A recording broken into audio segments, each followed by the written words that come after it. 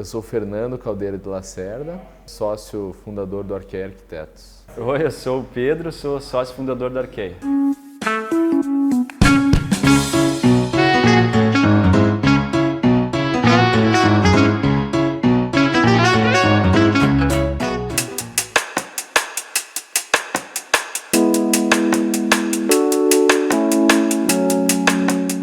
O Arqueia começou a amizade ali do eu, o Pedro e o Beiro na faculdade, né? O Pedro eu já conhecia desde criança e a gente acabou fazendo faculdade junto e tal. Mas a gente se dava bem e eu e o Pedro, na verdade, começamos a fazer algumas coisas no final da faculdade, bar pro amigo e fazer alguns trabalhos assim.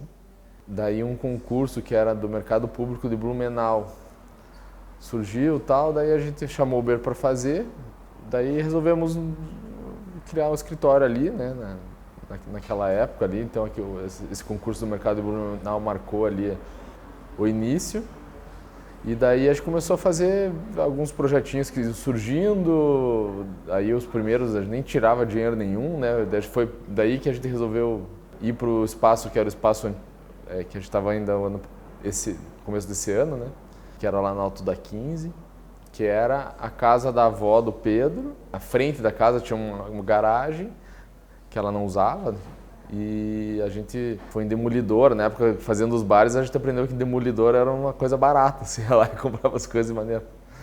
E daí a gente comprou umas esquadrias antigas, fechou aquele espaço ali e começou o Arqueia na garagem da avó.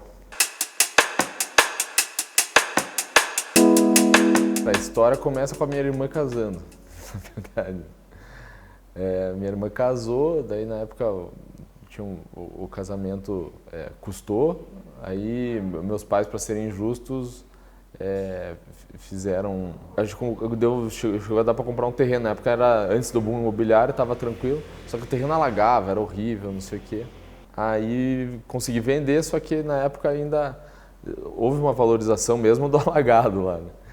Aí surgiu esse terreno, eu vi esse terreno Augusto Stelfeld, pequeno assim, a gente sempre tentando achar uma oportunidade numa localização boa e que meio que assim, um terreno que ninguém queria, né?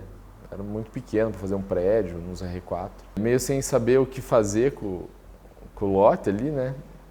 A localização era boa, então vamos ver se dá para fazer alguma coisa, um empreendimento ali, imobiliário, quanto que daria, quantos apartamentos dariam ali para alugar, vender.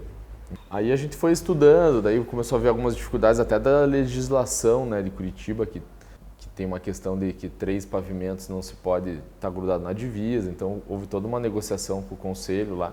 Enfim, daí conseguimos aprovar ali o projeto como tá hoje, né? Ela é um pouco uma exceção assim na lei, mas é pelo fato do terreno também ser uma exceção à maioria dos terrenos, é um terreno muito estreito. Foi uma experiência muito legal porque estava meio que começando ainda e a gente clientes novos, então a gente tem muita sensibilidade assim que o projeto não é nosso, né? A gente tem que atender e deixar o cliente feliz e resolver o problema dele. E o 1232 foi legal porque a gente ficou mais livre para projetar, né? Era como o Fernando, que é nosso sócio, era o dono do empreendimento, e a gente gosta muito do que a gente faz, a gente ama arquitetura. Foi animal, né? Porque daí realmente a gente pôde botar em prática as referências que a gente gostava, né? Quando você está começando é muito difícil você não impor, porque a gente não impõe, mas assim, vender a referência que você está pesquisando, né? Normalmente as pessoas, isso faz o que já uns 10 anos, talvez. Por incrível que pareça, 10 anos atrás, a informação ela ainda era muito menor do que ela é hoje. Então, o nível de referência das pessoas era outro. Então, as pessoas vinham com referências em que não era aquilo que a gente queria e gostava de projetar. E o 1232, ele deu isso pra gente, né? Essa liberdade e também começou também a mostrar para as pessoas que dá para fazer legal e diferente, né? Precisava muito dessa experiência de obra. Assim, é uma coisa que me agoniava de eu ficar dentro, né, projetando e não ter essa experiência de canteiro, assim. E nesse sentido foi muito bom, assim, né, fazer algumas coisas, assim, acho que até Hoje eu não faria, por exemplo, assim, sabe? De riscos que eu corri ali de obra, de algumas radicalidades, assim, em termos de arquitetura, de estrutura e tal, que na época a gente até inocente, não, tudo dá, de fato dá, né? E hoje eu convivo com alguns assim, erros e acertos que cometi lá na época da obra e tal. O terreno do 232 ele já deu muitos limites, assim, então as diretrizes elas foram se criando a partir assim, dos vizinhos, né, do sol, orientação, o aproveitamento máximo, porque o terreno também se tinha que tentar usar o máximo, que é um terreno muito pequeno. Então isso já foram um pouco dos limites do projeto, né? E daí fora da referência que a gente sempre gostou, né, o concreto, tentar ser gentil com a cidade. Isso tudo que a gente aprendeu na faculdade, a gente estudou fora também, que foi uma experiência super legal. Então tudo que a gente aprendeu que o edifício tem que ser mais vivo, né? Tentar fazer... Isso é bem arriscado, né? Porque normalmente as pessoas querem segurança, querem morar em fortes Apaches, né? Então foi um desafio legal nesse sentido, assim. E mostrar que é viável e tá lá, ninguém nunca assaltou, sabe?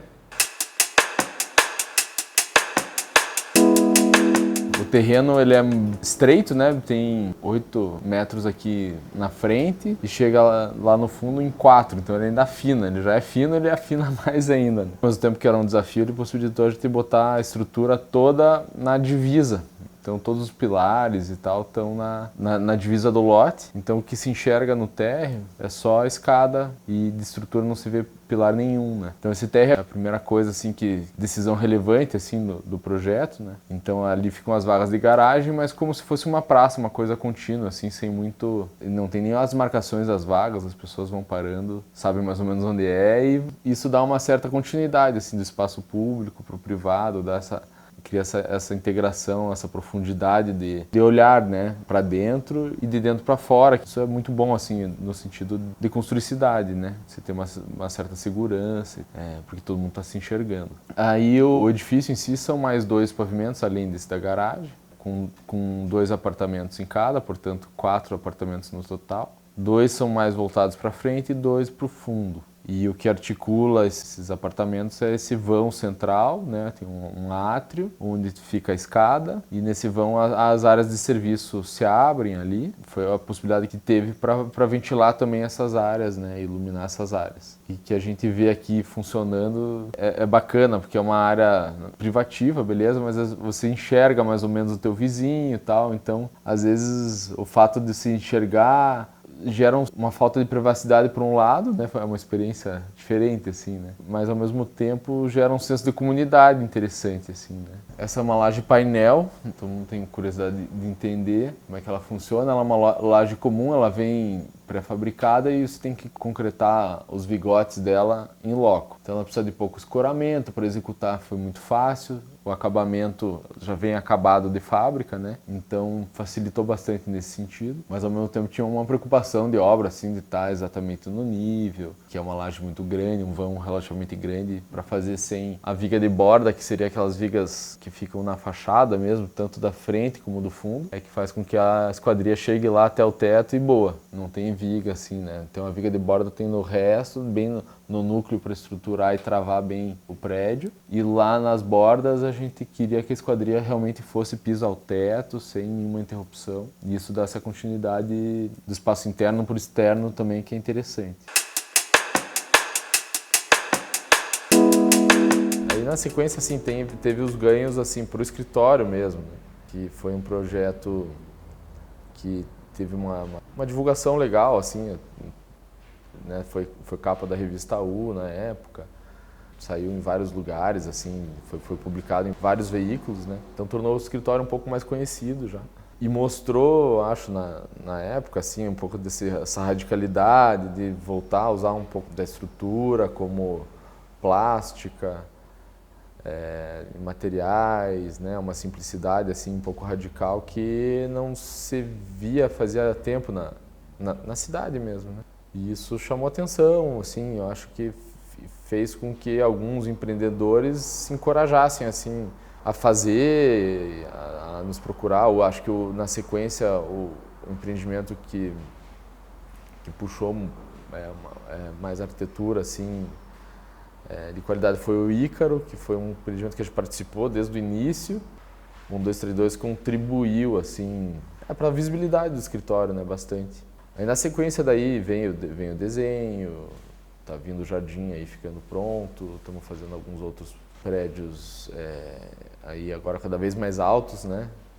Tem 2 prédios em estrutural já, então um já está pré-lançamento, outro ano que vem, mas a gente tá feliz, assim, virou um dos caminhos que o escritório trabalha, né? Cara, está num momento muito legal, assim. A gente não tinha, né, desde a formação do escritório, eu, Bernardo e Fernando, a gente não tem parente engenheiro, arquiteto, então a gente começou do zero, né? Mas a gente gosta muito do que a gente faz, a gente gosta de arquitetura. E é uma profissão demorada, porque a gente não começou fazendo interiores, a gente começou fazendo realmente projeto arquitetônico. Então até aquilo ficar pronto, até aquele filho nascer, até aquilo ser fotografado, né? Enfim, demora para você fazer um certo nome, né? Tem um certo reconhecimento. Então, eu acho que a gente está vivendo uma fase bem legal, porque muito do que a gente produziu conseguiu ser realmente executado, né? Isso é um grande desafio, porque normalmente arquitetura, urbanismo, a gente trabalhou também, sei lá, 50%, 60% fica lá e não é construído. E a gente, como a gente gosta de arquitetura, a gente tenta resolver para que aquilo realmente seja executado. A gente conseguiu, acho que, construir bastante coisa num período curto de tempo, assim. E agora acho que a gente está começando a colher o que a gente sempre plantou. Então a gente está numa fase bem legal, hoje a gente está com 16 arquitetos, né? Mudou para o escritório novo, que antes era escritório de frente de quintal, que a gente falava. E devagarzinho a gente está construindo a nossa história, acho que é devagar e sempre, cara.